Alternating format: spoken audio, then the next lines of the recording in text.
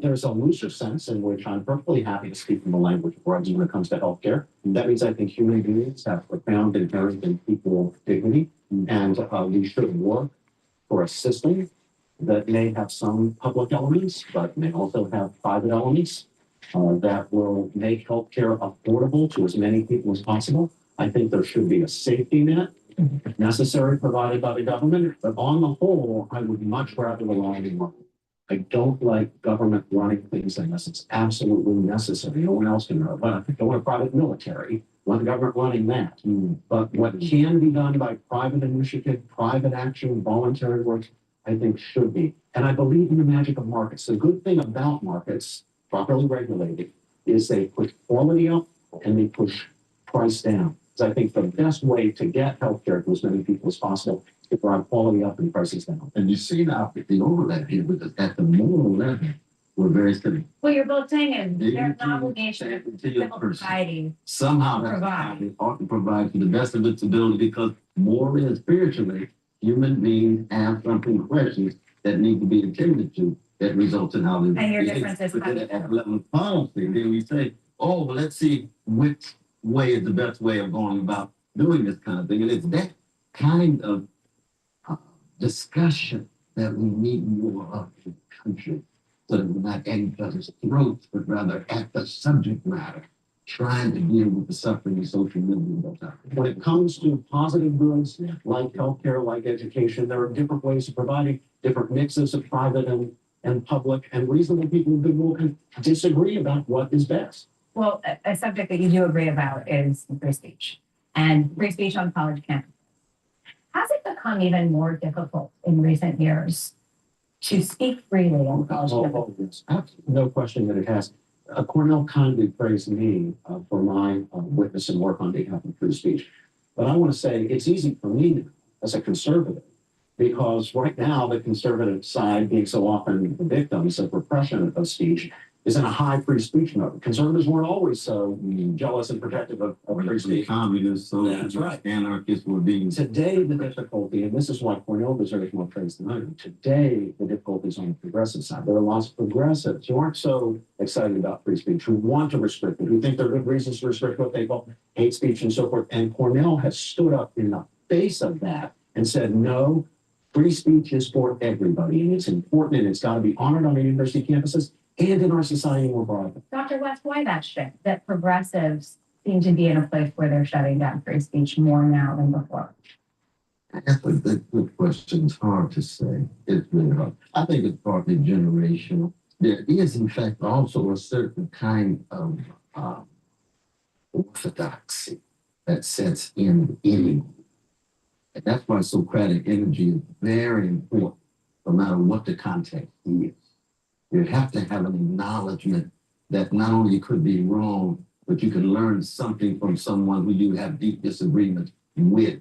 So that any kind of orthodoxy of an adolescent or an underdeveloped form just doesn't want to listen or hear from anyone they disagree with. Now, keep in mind, you got a lot of progressive young folk who are very Socratic, so I don't want to give you generalization.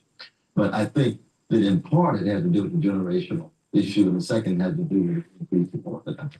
I want to emphasize, Margaret, that when Cornell and I defend free speech, both on campus and in society more broadly, we're not defending it as a mere abstract right, just a right that falls down from heaven that exists because it exists. No, we're defending it because it's essential to truth-seeking and to running a Republican democracy.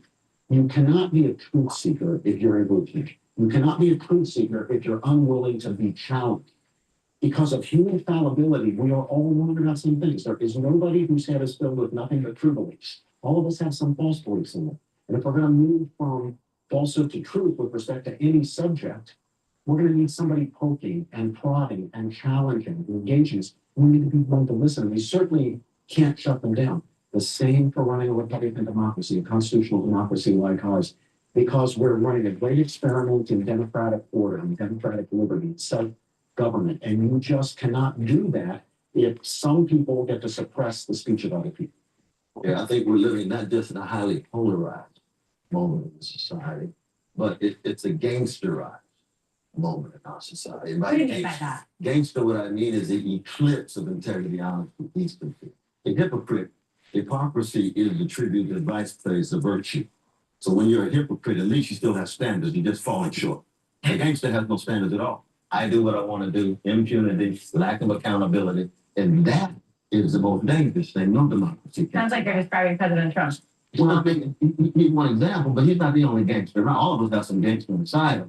So gangsterism is not just the right wing thing. It cuts across our human condition. Progressives have enormous cultural power.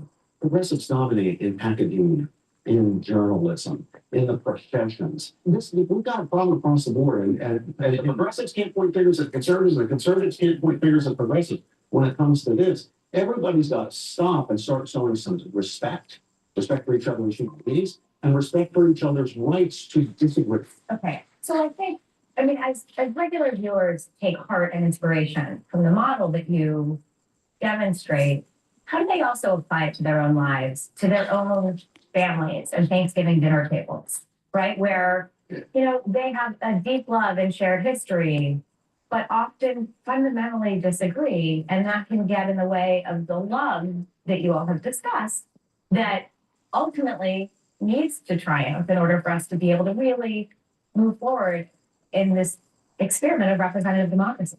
Let me tell you, Margaret, what I think the first and most necessary thing is. And it begins with each of us. And that is recognizing our own fallibility. We are frail, fallen creatures. Yeah, intellectual humility. Recognizing that we could be wrong about things. And someone we regard as goofy or misguided or bigoted might actually be right about those things. It's easy to acknowledge that we might be wrong about things that don't matter that much to us. The hard thing that is necessary is to understand the complexity and difficulty of great questions and to understand that I could be wrong about deep, important things. I could be wrong about values I cherish. I could be wrong about identity-forming beliefs for myself. But the only way I'm going to figure out whether I'm right or wrong is to listen to somebody who has a different point of view and challenge. I'm not going to learn anything from somebody I'm shouting at. I'm just not. There's no learning that conversation. I'm going to learn from Cornell. He has things that teach me. I have things to learn, even when he's wrong about some things. I want to know what his reasons are because they're going to deepen and enrich my understanding, even if he's not actually correct. So if we're shouting, if we're not listening to each other, there's not going to be learning. Do you think people are less likely to listen on the issues and the belief they hold most deeply? Of course they're going to be less likely to. And we do wrap our emotions more or less tightly around our convictions. That's just a human condition. And so we then perceive challenges not as intellectual or moral challenges, but as assaults on us personally, because now our very identities are caught up in what we believe. Of course, we want to be improvisational. And being improvisational doesn't mean give meaning. It just means you're starting from a certain standing point, and then you're seeing whether there's wiser, more persuasive arguments put forward for you to move in a place where you stand on something strong. Well, I'd like to sort of wrap this up by taking you on a trip down memory lane, Dr. West, and ask you to reflect on your former self from 1993. Let's take a look. Well, no, I think we recognize, Princeton, that it's always been difficult to make the life of the mind attractive in American culture. We're simply trying to acknowledge the fact that there is a very tradition in which the attempt to delight and instruct and inspire and inform ought to be at least made available. We recognize that we can appeal only to a small number of students, but to ensure the quality of those students who make that kind of choice. You both teach students. How many students are you finding these days are interested in the life of the mind? Yeah,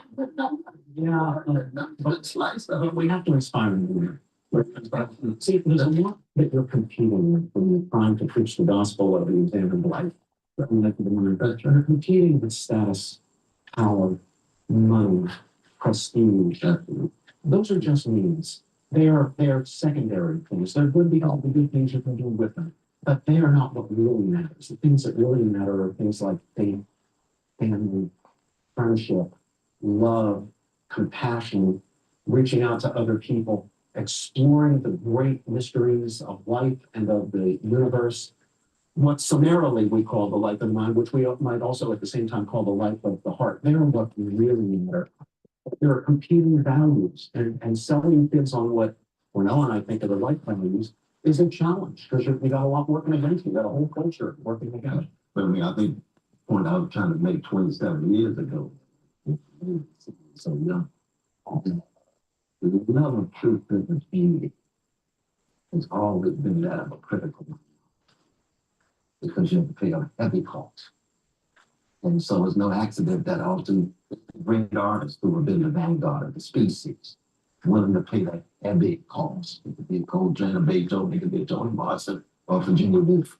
That's what it is. That's how we're constituted as human beings. We rather take the easy way out, status, money, wealth, and so forth. And yet the real spiritual and moral wealth that really does provide a deep joy, not just a superficial pleasure, is something that we provide as a door opening for young folk who want to enter this love of truth, beauty, goodness, and then as Christians, even love of God.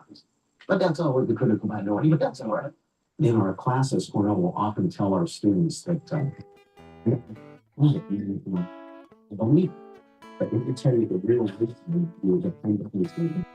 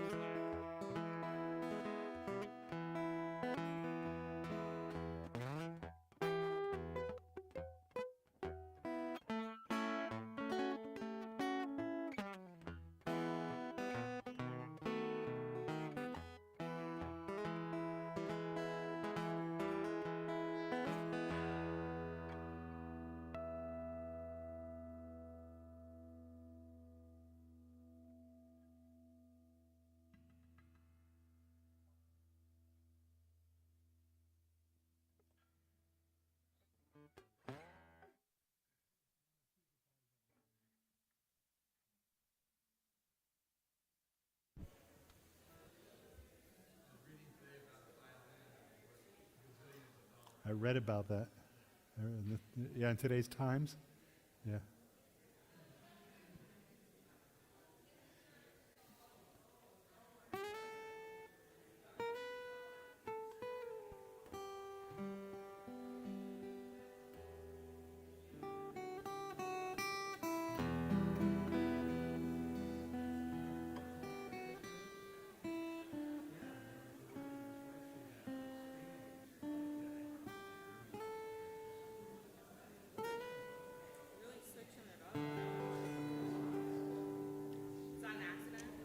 Yeah, it's an accident. No, that's in there. It's in. Shoot. Goes here. That's fine. Darn. Thank you for pointing that out.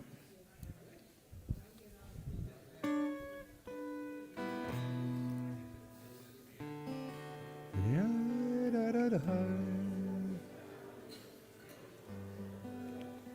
Yeah, da, da, da. Yeah, da, da, da, da, da, da, da, da, da. Yeah, da, da, da. Yeah, da, da, da. Yeah, da, da, da.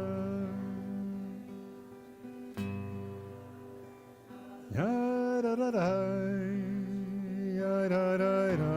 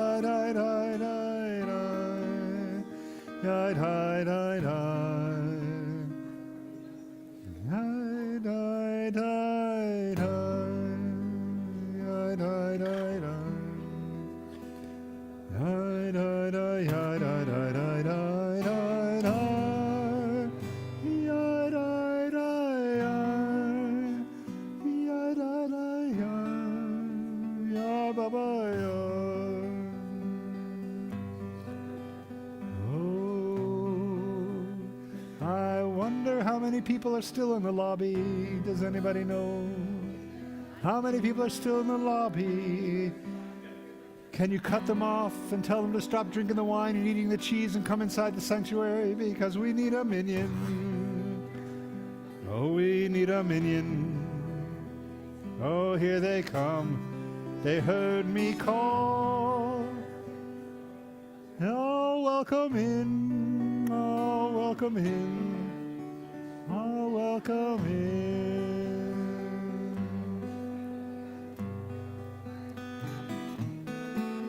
Yay, yay, yay, yay, yay, yay. Yay, yay, yay, yay, yay, yay. Yay, yay, yay, yay, yay, yay, yay, yay.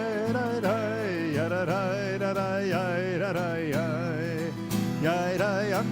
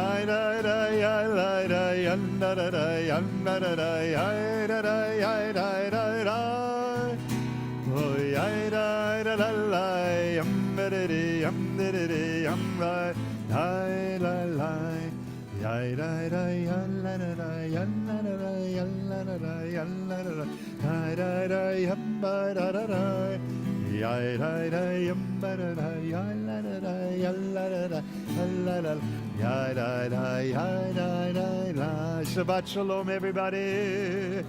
Oh, welcome. Come on in. Come on in and relax into this beautiful, beautiful Kabbalat Shabbat. The Shabbat of Thanksgiving weekend. Thank you for being here. And I see some young faces here that are probably in town visiting for Thanksgiving, and it's a joy to have them here. Welcome to all of you. Hopefully we'll get a chance to meet all of you after services tonight. In the meantime, we welcome the angels that accompany Shabbat as we sing together on page 6. Shalom Aleichem Malachei Hasharet Malachei Malachei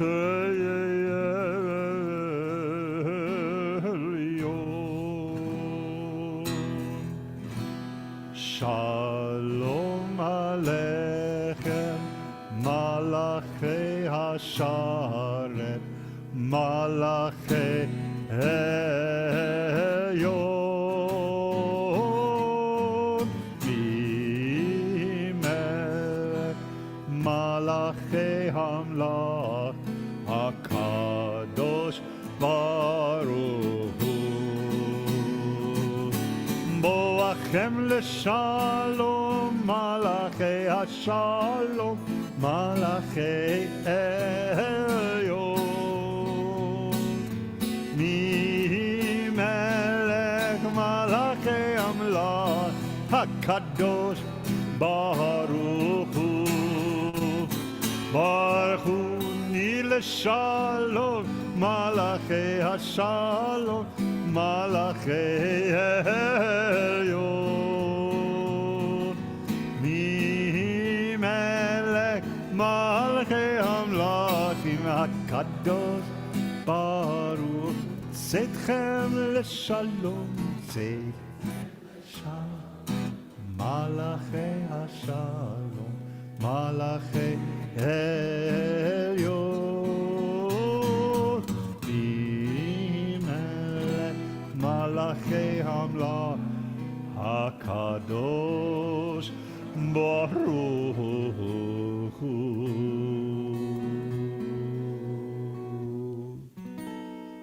On page 8, Almighty God, allow us to rest on this Shabbat. May the light of the candles drive out from within us all impatience and sorrow. Send your blessings to us and to our children, that we may walk in the ways of your Torah, your light.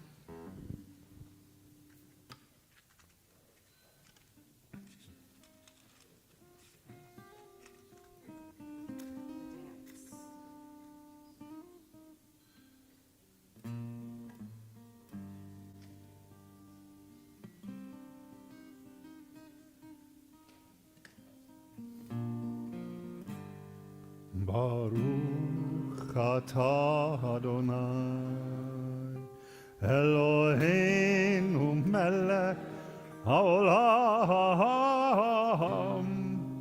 asher kitshanu b'mitzvotav v'tzivan lehadlik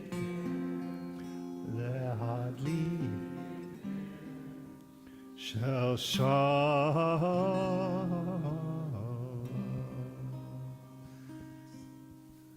We continue on the bottom of page 9. And just to make sure everybody knows who we are, Oh, Shabbat Shalom, Rabbi Maddie Anderson. Shabbat Shalom, Cantor Mark Childs. All right, there we go. And now everybody knows each other. At least they know us. Ooh, ooh, ooh, ooh,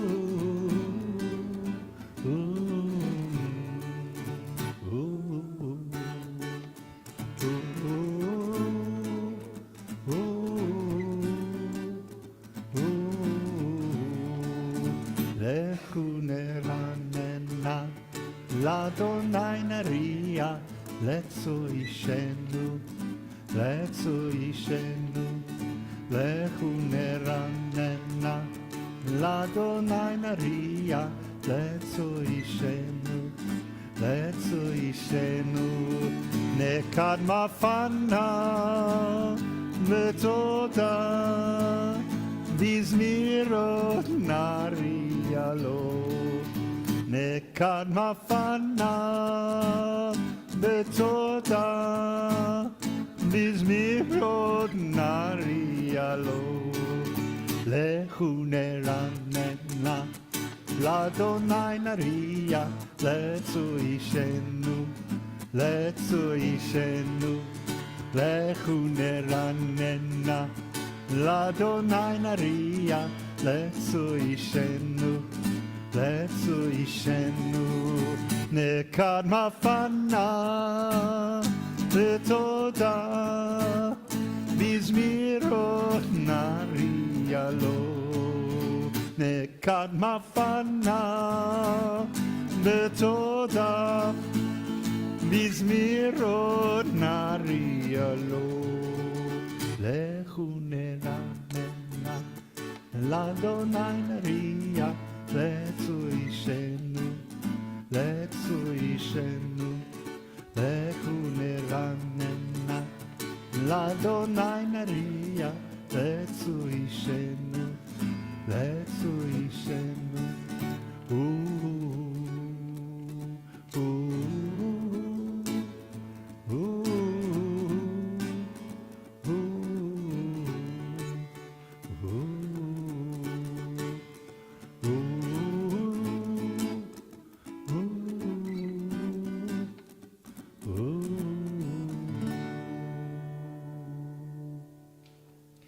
Turn to the bottom of page 10 for a responsive reading.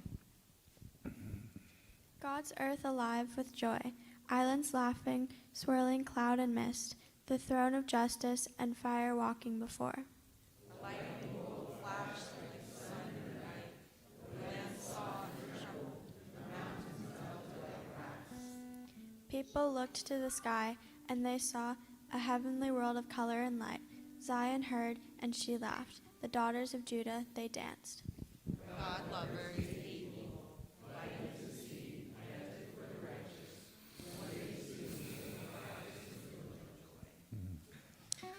turn to Romamu on the bottom of the next page.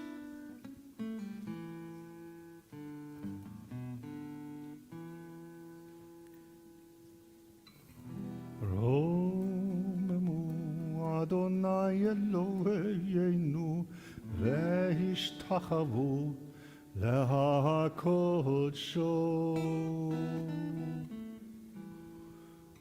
רוממו אדוני אלוהינו והשתחוו להקודשו. כי קדוש אדוני אלוהינו רוממו. כי קדוש אדוני אלוהינו רוממו. רוממו אדוני אלוהינו והשתחוו להקודשו. רוממו אדוני אלוהי והשתחוו להקודשו. כי קדוש אדוני אלוהינו רוממו.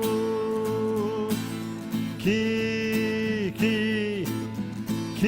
קדוש אדוני אלוהינו רוממו.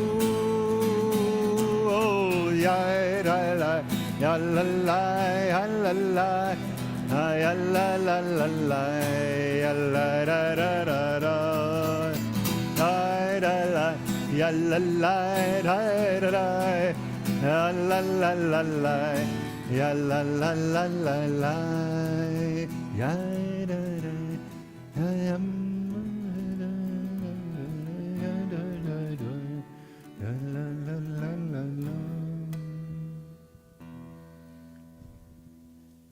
We read responsively on page 12. A David song, God's voice upon the waters, the God of glory thunders. God's voice uproots the cedars, splits open the cedars of Lebanon. Mount Lebanon and Hermon, they leap like a calf and dance. God's voice in flames of fire shatters the wilderness silence. Thunder rolls in the Kadesh desert. Beneath the storm, gazelles give birth. God strips the forest bare. In the celestial temple, the burning stars sing kabod. God sat above the flood and will dwell on high forever. Give strength unto your people and bless your people with peace. Ana bechoa Girulat yemincha Tatir tzerura Kabel rinat Amcha sagvenu tarenu nora. Ana bechoach gedulat yemincha, tatir tzerura. Kabel renatam mecha, sagvenu tarenu nora. Shabbatenu kabel, ushma tzakatenu, yodea talumo.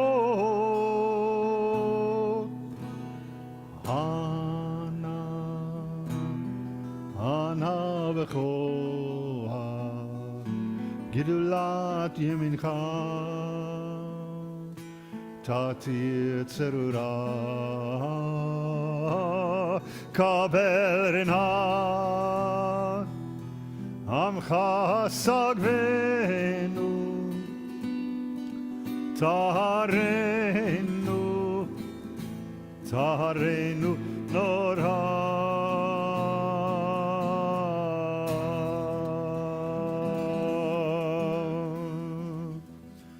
Continue on page 14 as we welcome the Sabbath bride, Lachadodi.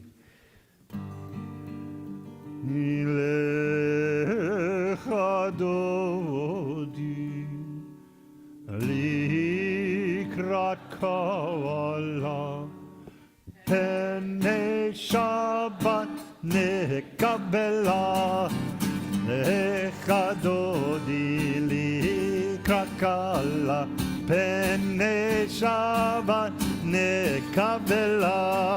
Shamo vezachor v'diborecha ishmiyanu el hameyuchad Adonai echad u'shemo echad l'shemul tiferet elitila lechadodi likrakala penei Shabbat nekabela.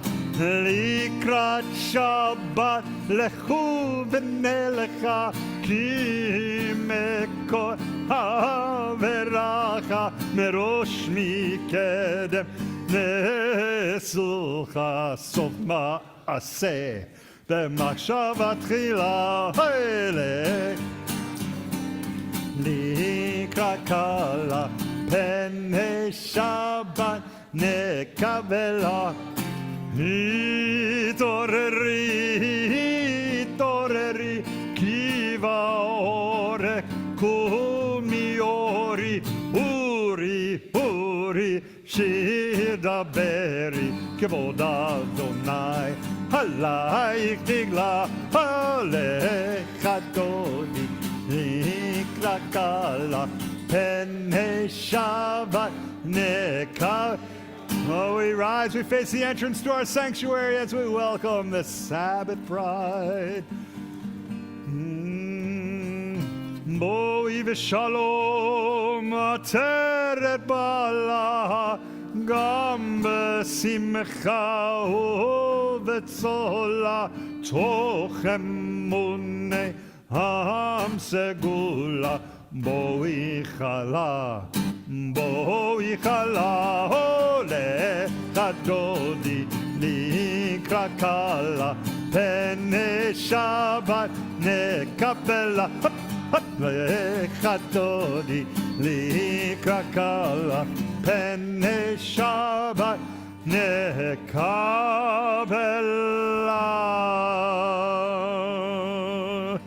Now that we've welcomed the Sabbath bride, I invite you to welcome the people around you, both your friends and family, and maybe someone you haven't met. Shabbat Shalom, everybody. Welcome. Those of you who are on Zoom, welcome to you as well. Facebook, maybe. Maybe Don Wolf is out there on Facebook. Maybe not. Shabbat Shalom. Shabbat Shalom. YouTube. Shabbat Shalom. Temple website. Shabbat Shalom. Shabbat Shalom, everyone. Shabbat Shalom, everybody. Tzadik katama yifrach yifrach, tzadik katama yifrach, tzadik katama yifrach yifrach, tzadik katama yifrach.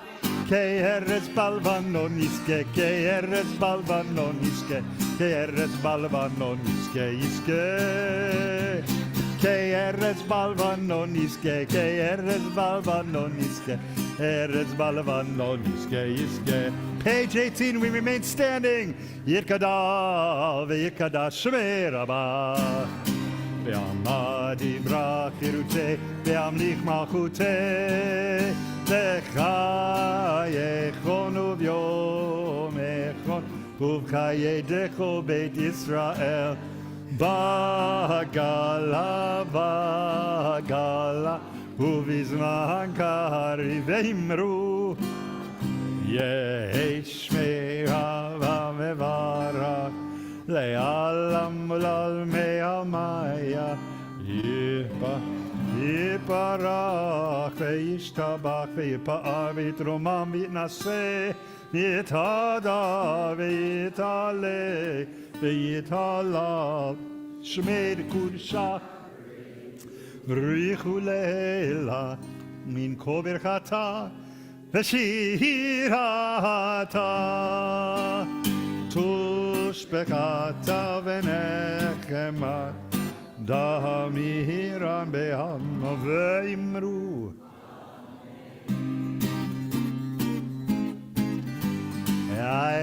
Page 20.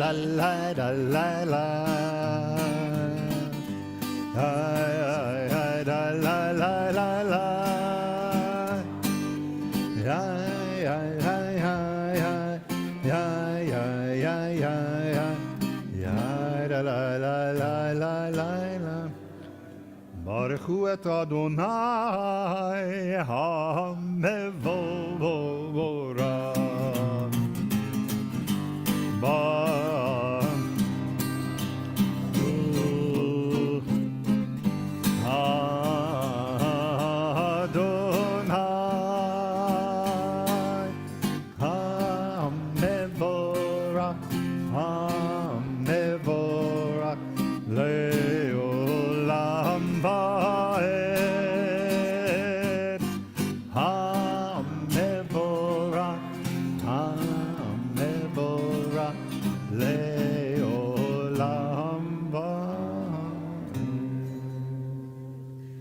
Please be seated and turn to page 23.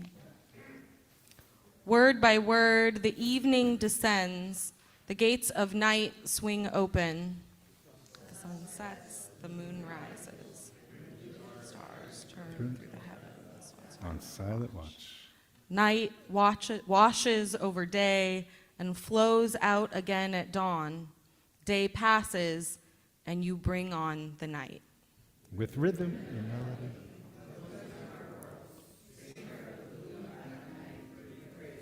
Baruch atah Adonai Mahari Varavi. Page 24. Ahavat olam Beit Yisrael amechavta. Torah u'mitzvot chukim u'mishpatim otanu limadta.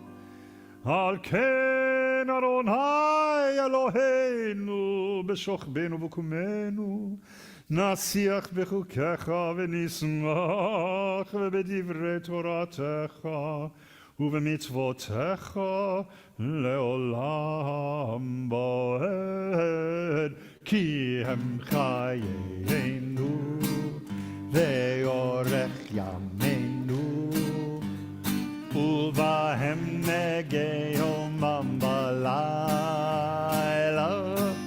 כי הם חיינו ואורך ימינו ובהם נגי יומם בלילה כי הם חיים אורך ימים ובהם נגי יומם בלילה כי הם חיים אורך ימינו ובהם נגי יומם בלילה ואהבתך אל תסיר ממנו לעולמים. ברוך אתה אדוני, אוהב עמו ישראל. שמע ישראל, אדוני אלוק. אדוני אחד. ברוך שם כבוד מלכותו לעולם. Page 28. ואהבת את אדוני אלוהיך בכל לבבך ובכל נפשך ובכל מאודיך, והיו הדברים האלה אשר אנוכי מצווך היום על לבביך, ושיננתם לבניך, ודיברת בם בשבתך בביתך ובלכתך בדרך ובשוכבך ובקומך, וקשרתם להיות על ידיך, והיו לטוטפות בין עיניך, וכתבתם על מזוזות ביתך ובשעריך, למען תזכרו ועשיתם את כל מצוותיי, והייתם קדושים לאלוהיכם. אני אדוני אלוהיכם, אשר הוצאתי אתכם מארץ מצרים, להיות לכם לאלוהים. אני אדוני אלוהיכם. In each of our lives, we come at last to a limit, page 30, where we are forced to stop running and to cry out to God. How many times have you saved us and pulled us from the fist of danger? We lose count of your miracles. You turned the world of land and sea against Pharaoh and brought signs and wonders to Egypt's soil. We saw your power revealed at the shore of the sea. There we danced and sang a new song to you. מי כמוך באלים, אדוני, מי כמוך נהדר בקודש. נורא תהילות אוסף אלה, נורא תהילות אוסף אלה. מלכותך ראו בניך, בוקע ים לפני משה. זה ליאנו ואמרו, אדוני ימלוך, אדוני ימלוך, לעולם ועד. ונאמר כי פדה אדוני את יעקב, וגלו מיד חזק ממנו. ברוך אתה אדוני גאל ישראל.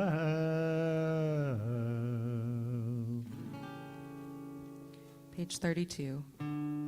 השכיבנו אדוני אלוהינו לשלום, והעמידנו מלכנו לחיים. השכיבנו אדוני אלוהינו לשלום, והעמידנו מלכנו לחיים. ושמור צאתנו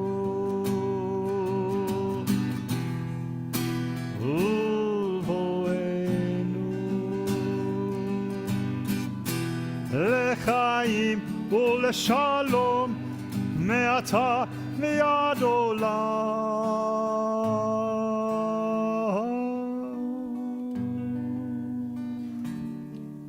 Give us a night of peace, God, and bring us life in the morning. Spread over us your quiet tent. Take our hand, lead us safe through this night.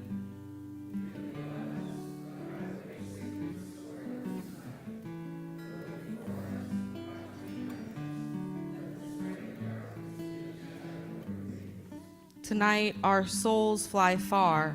In our dreams, we leave this place. Guide us home at dawn, bring us life and make us whole. You are blessed, God, who watches over the people Israel and over Jerusalem. השכיבנו אדוני אלוהינו לשלום, והעמידנו מלכנו לחיים.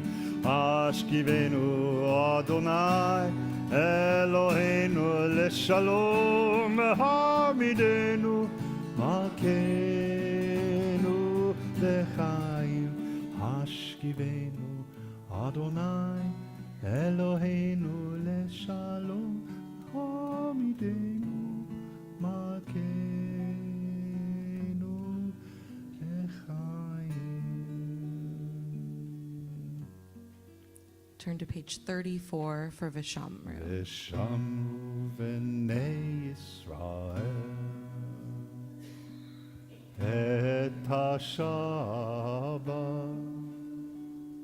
לעשות את השבת לדורותם ברית עולם. ביני ובין בני ישראל אותי לעולם. ביני ובין בני ישראל אותי לעולם. כי ששת ימים עשה אדוני את השמיים ואת הארץ, וביום השביעי שבת ויהי נפש, וביום השביעי שבת ויהי נפש. Turn to page 36 and rise for our Amidah. We'll start together and then conclude silently. Adonai, Sifatai Tiftach, Ufi Yagite Hilatecha. Eternal God, open my lips that my mouth declare your glory.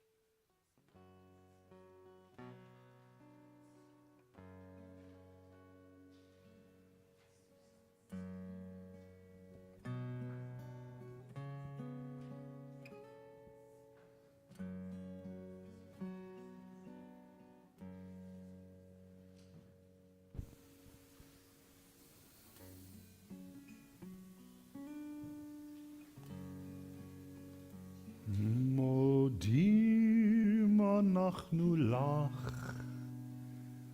Oh, come, let us give thanks.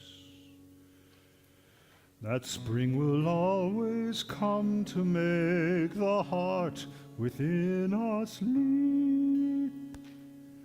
A winter's year recalls the warmth of summer's song, and autumn's colors wake the jaded eye. Oh, come, burst forth in song and greet the early dawn. Bright blood is beating life's flow, deep and swift. A dominion of joy, a world full of awe. A place that God has given us to dwell in. Oh, happiness and joy for both the eye and tongue, to see and taste the common of our days. Modim anachnu lach. Oh, come, let us give thanks.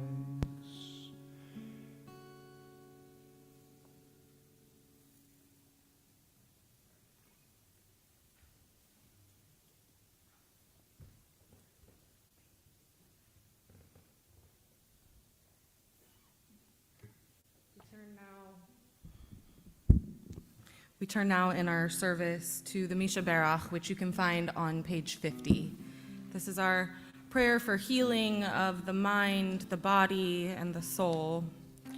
This week in our community, we're thinking of Bert Karen, Rudolph Goldflam, Dawn Dunn, Bettina Lever, Shelley Goldman, Joe Mason, Esther Gordon, Frederica Goodman, Kiki Wells, Jared Sharon, David Levin, Nava Brenner, Vanessa Massel, Zev Nathan, Bob Keats, Brandy Mussman, Barbara Williams, and Misha Zilberman.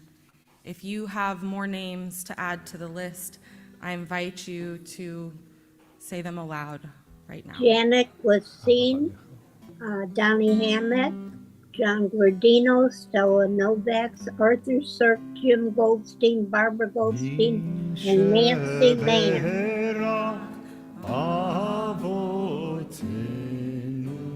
Mekor habracha leimotenu, may the source of strength, who bless the ones before us, help us find the courage to make our lives a blessing, and let us say Amen. Mi shebera imotenu mekor habracha lavotenu. Bless those in need of healing with refuah shlema, the renewal of body, the renewal of spirit, and let us say Amen.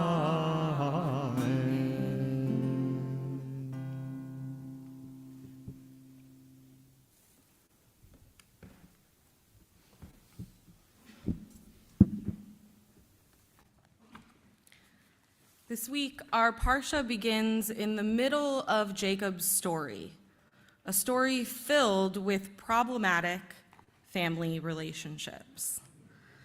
From the moment Jacob and his brother Esau are born, the favoritism, lies, cheating, and stealing began. It's said that when they were in Rebekah's womb, the brothers fought so much that she could feel it. Before they were born, God spoke to Rebekah to let her know she would be having twins, no ultrasounds at this time. And contrary to tradition, God told her that her second-born son would become the heir to the covenant and the third of our patriarchs. When the boys were born, Esau came out first, and it says Jacob was right after him, holding on to the heel of his older brother, like they were physically attached when they came out. And then the story jumps in timeline to when the boys are old enough to be considered grown, so probably in their early teens. And we learn that Esau is an experienced and skilled hunter, and Jacob is described as a mild, ordinary farmer.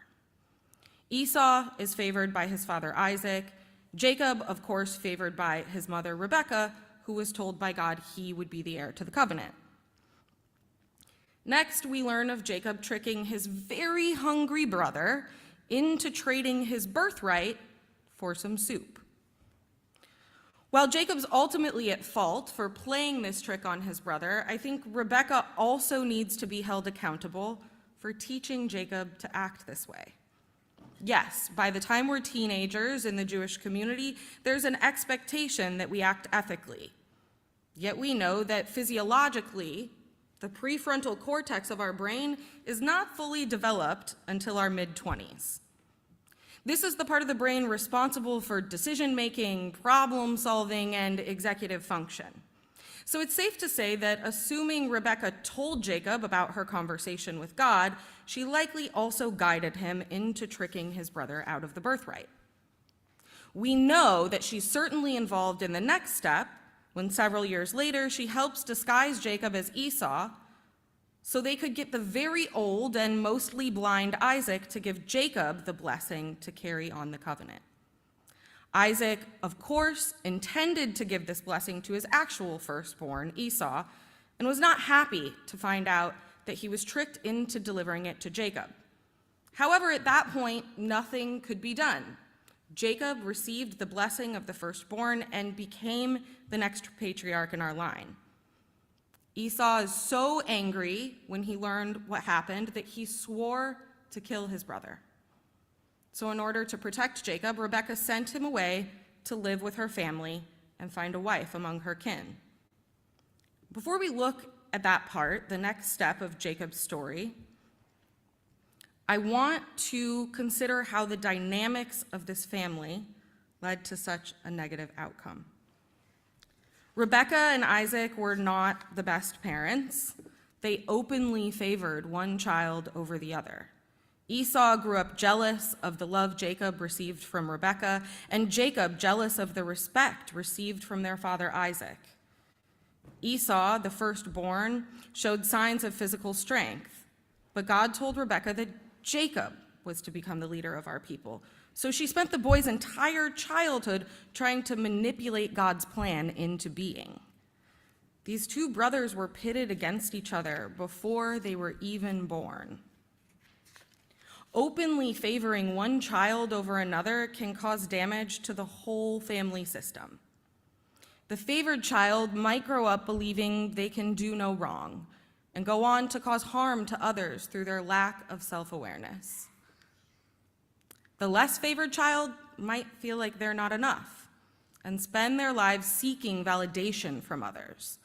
Neither child is getting what they need. The reality is, kids need both to be accepted by their parents and to be given boundaries by their parents. Without this ability to problem solve or make rational decisions, kids need the guidance of adults. But they also need to know that their adults care about their well-being and about their development as a unique individual in this world. And when it comes to teaching how to love, we need to show our kids that love is abundant, not limited to one child or another. The reality is, family fractures don't simply resolve themselves. Pain is carried from one generation to the next, and bad behavior along with it.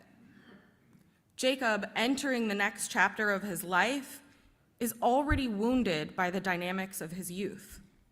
As he runs to escape his brother's wrath, Jacob takes with him all the hurts, habit, and history of the home he left behind. Jacob was scared and alone on this journey. But during a dream, God reassured him that he would be protected and safe. And this was what he needed to keep going. Sometime later, Jacob approached his destination, Haran, and stopped at a well. They always stop at a well before they get to the city. He stopped at a well where he coincidentally bumped into Laban, his uncle who he was looking for, and Laban's daughter, Rachel. Jacob was immediately taken by Rachel, so much so that the text says he kissed her and broke into tears. Before we continue, I have to make a note that this is not normal behavior. The idea of love at first sight is sweet, and perhaps they had some intense hormones going on, but to meet someone, fall for them, kiss them, and burst into tears in the same scene, this is what we call a red flag. Jacob had some mommy issues he needed to work out. He spent his entire childhood attached to his mother's hip, and then suddenly he was forced to leave her and the love that she provided him. So yeah, when he met Rachel, his mom's niece, who may have looked a little bit like his mom, he thought she was beautiful, and he attached himself to her. Like I said, not normal behavior. So anyways, after the awkward kiss and tears, then Jacob told Laban and Rachel who he was. And they invited him to stay with them, along with Rachel's older sister, Leah. After some time, because Jacob is so taken with Rachel, he asks to marry her. And Laban insists that first he should work for 7 years. Jacob is so smitten with Rachel that he agrees to this insane plan, and he works for 7 years. But then at the end of those 7 years, when this wedding is supposed to come, he's supposed to marry Rachel, who he thinks is the love of his life from that moment. He instead is tricked into marrying Leah, her older sister. After the wedding, when he lifts her veil, because you didn't used to lift the veil until the end of the wedding, this story changed that. After the wedding, when he lifts her veil and sees it's Leah, he's angry, he's upset. He goes to Laban in protest, but Laban insists this is custom. We marry the eldest daughter first. But if you still want to marry Rachel after this first week, after the bride's first week of marriage, you can have my younger daughter too, but you'll have to work for me another 7 years. Again, he's so in love with Rachel, he says, fine. So 14 years total of work in order to marry both sisters, Leah and then Rachel. It seemed worth it. He did as they agreed. In the end, he got to marry both women. And during those 7 years of work, the second 7 years, Jacob had a lot of children. But because Jacob loved Rachel more than Leah, Torah teaches that God gave Leah the ability to bear children, and for many years made Rachel barren. Eventually, Rachel's able to have children, but not until watching Leah and 2 maidservants bear numerous children for Jacob. The family dynamics in this part of Jacob's life are not any healthier than his childhood. In Haran, we meet Jacob's uncle, who treats his daughters as a commodity with little care for how they'll be treated. Laban married Leah off to a man who did not want her, who would be disappointed by her, and who would never really love her. Laban also betrays Rachel by stealing the wedding that was meant to be hers, that tainted her relationship with Jacob, and pitted her against her sister, which led to years of stress and perhaps the infertility. To make matters worse for Leah and Rachel, Jacob was not the best husband in these early years of their marriage. He doesn't love Leah, but they still procreate many times. He claims he loves Rachel, but when she comes to him with a broken heart because she can't have children, he shows zero empathy towards her and blames it on God. It's easy to be angry with Jacob here for his poor treatment of his wives, but the reality is he had no example of how to form healthy relationships. He was too close with his mother, not close enough with his father, pitted against his brother, used by his uncle. He had a lot of unlearning bad behavior to do before he could become a better partner and a better parent. At the end of his 14 years of servitude, Jacob's family had grown significantly, and he was ready to leave with them and return to his homeland. But in order to go, Jacob had to earn enough money to survive the journey. Again, those 14 years, he wasn't earning money. He wasn't earning livestock, just his wives. So he had to work a little bit longer so they would be able to make the long journey back successfully. And he makes a deal with Laban that he'll work a little longer, and at the end, Jacob will take all of the animals that are speckled and spotted and black, and Laban will keep all of the animals that look perfect and clean. Laban agrees to this initially, and then quickly takes all of the animals that are speckled and spotted and black and moves them 3 days away so Jacob can't find them. Meanwhile, Jacob is playing the long game of trickery, and he's messing around with selective breeding. So he's working on, I know, it's crazy what's in the Torah.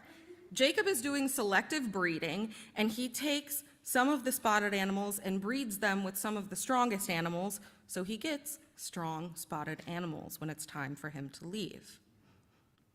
On the surface, this story teaches us that through trickery, Jacob eventually got what he wanted. He tricked his brother into giving up his birthright. He tricked his father into giving him the blessing of the firstborn. And while Laban tricked him into double the work, he got the wife he so desperately wanted. And in the end, he tricked Laban and made off with all the best livestock to help his family journey back to his homeland. But when we dig deeper and we look at the nature of Jacob's interpersonal relationships, we see that his life, while it may have been filled with wins, was also filled with broken, toxic relationships. And this begs the question, was it all worth it? I know he became the patriarch, and in the line of our stories, he's really important. But his actual life sounds pretty miserable. How might Jacob's life have looked if Rebekah had spoken to Isaac about the message from God?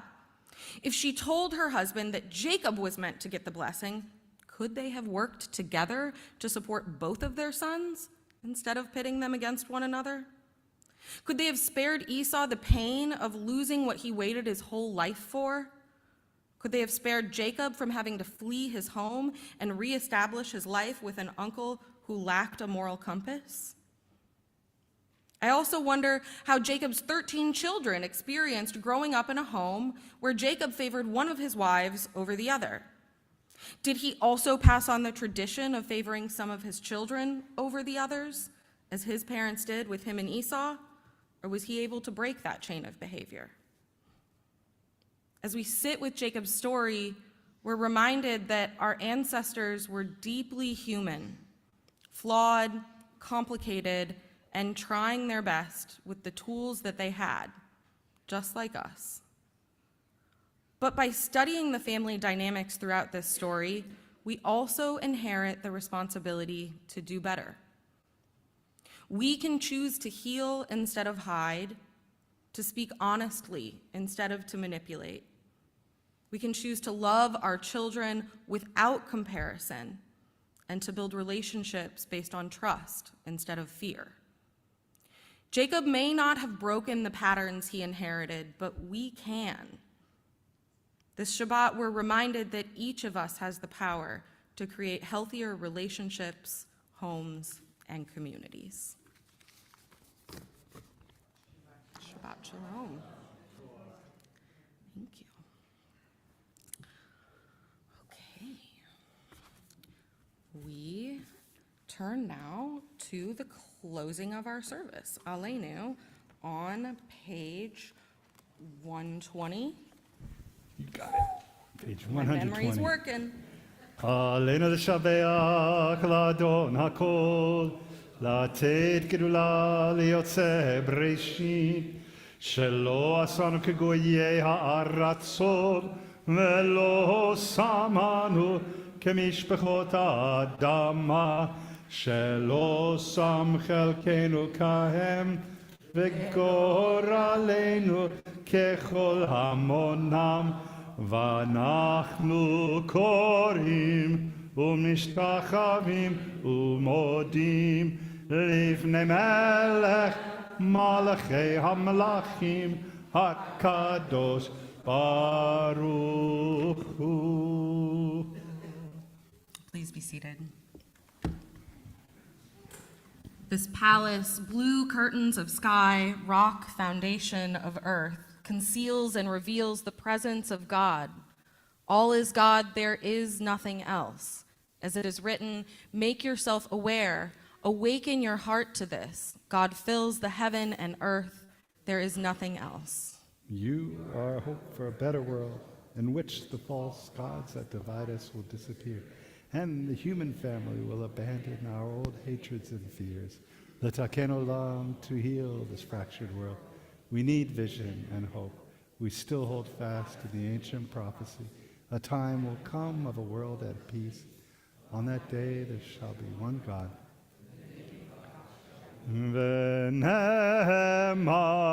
v'haya Adonai l'melech kol haaretz bayom hahu yeh Adonai echad ushmo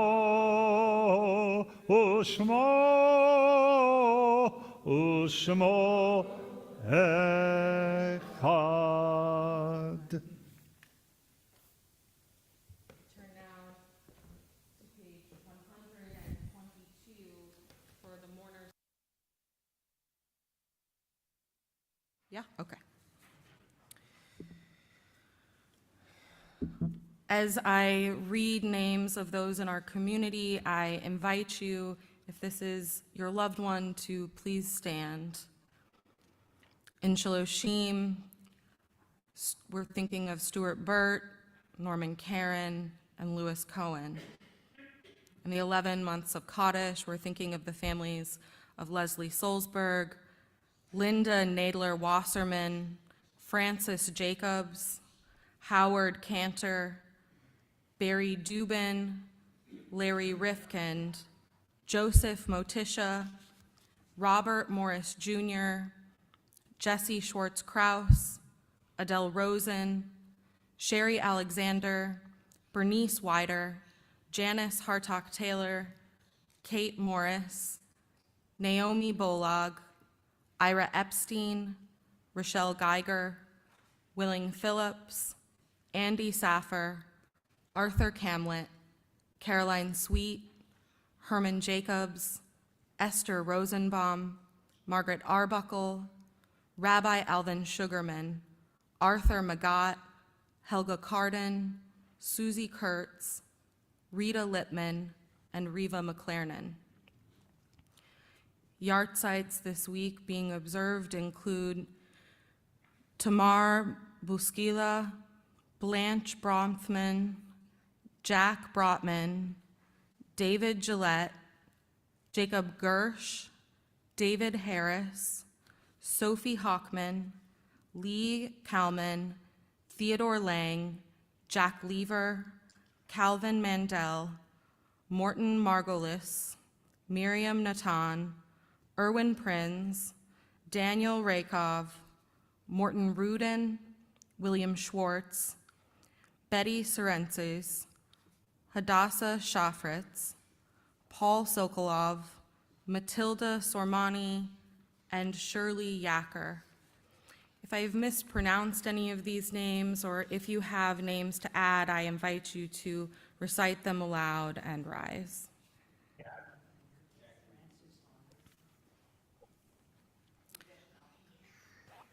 And I invite everyone, as is your custom, to rise or stay seated and join us in the Mourner's Kaddish on page 122. Yikadal v'yikadash shemei Rabbah, ve'amad divra chirute v'yamlich malchute, ve'chayechon uvyomechon uvchaye techol beit Yisrael, ba'agala uvizman kariv v'yimru amen. Yehei shmei Rabbah mevarach leolam olmei almaya. Yip barach v'yishtabach v'yitpa'ar v'yitramam v'yitnaseh v'yithadar v'yitale v'yitalal shmei dekudesha b'richu. Le'ela min kol birchata v'shirata tush bechata v'nechemata ta'amin ram be'alma v'yimru amen. Yehei shlama Rabbah min shemaya v'chayim aleinu ve'al kol Yisrael v'yimru amen. Osei shalom b'mramav, hu ya'aseh shalom, aleinu ve'al kol Yisrael ve'al kol yoshvei tevel v'yimru amen. Please be seated. May their memories be for a blessing.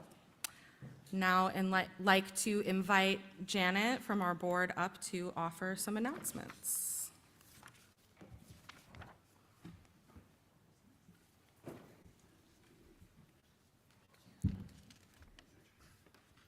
Thank you.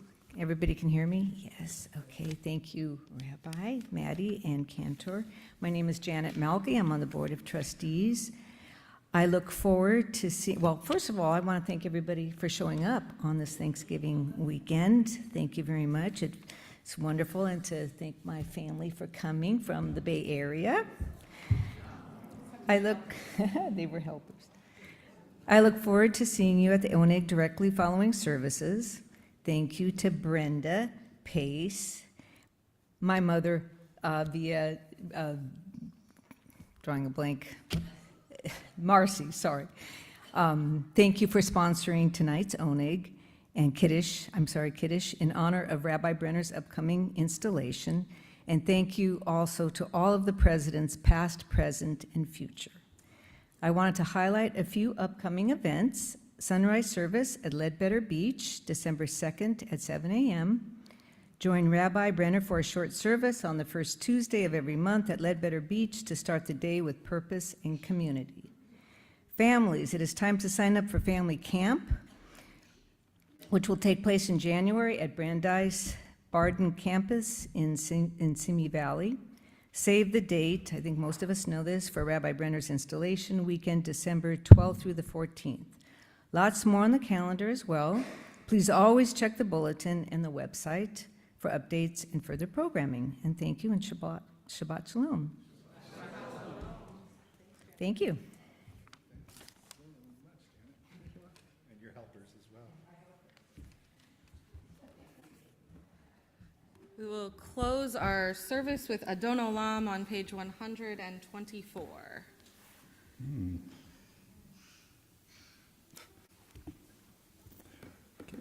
Kippo.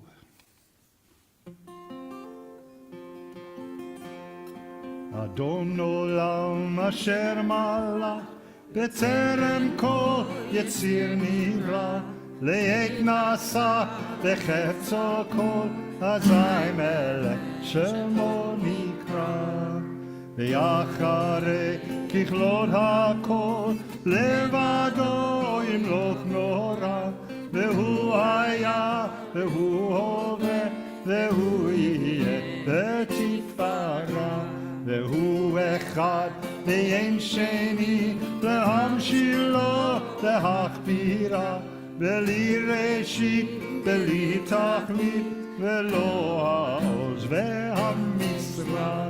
והוא אלי, וחי גואלי, וצורך בלי ועת צרה. והוא ניסי ומנוס לי מנת כוסי ביום מקרא. בידו הפקיד רוחי וית ישן ויעירה ועם רוחי גביעתי אדוני לי ולא